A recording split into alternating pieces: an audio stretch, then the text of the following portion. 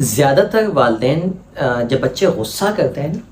تو وہ کیا کرتے ہیں کہ اگر بچے کی آواز یہاں تک آئی ہے غصے میں، تو والدین چونکہ اب وہ سمجھتے ہیں کہ ہم تو اس سے زیادہ بڑے ہیں، اس نے جرأت کیسے کی ہمارے ساتھ یہ کرنے کی، تو ہم اپنی آواز اس سے بھی زیادہ اوپر لے کے جاتے ہیں، ٹھیک ہے، اور پھر وہ بچہ اور اوپر جاتا ہے اور یہ سلسلہ جاری رہتا ہے۔ سمپل ٹپ یہ ہے کہ اس سچویشن میں آپ اس کو اوائڈ کریں، اسے کہیں کہ ابھی آپ اس وقت اس موڈ میں نہیں ہیں کہ آپ سے بات کی جائے، ہم تھوڑی دیر بعد بات کرتے ہیں۔ یہ وہ سچویشن ہے کہ اس وقت بچہ ریسیپٹیو موڈ میں نہیں ہے، سائیکولوجیکلی وہ آپ اس کو دنیا کی بہترین ایڈوائس بھی دے دیں گے تو وہ اسے نہیں سیکھے گا، نہ مانے گا۔ بہترین طریقہ یہ ہے کہ ایسے سچویشن کو اوائڈ کیا جائے۔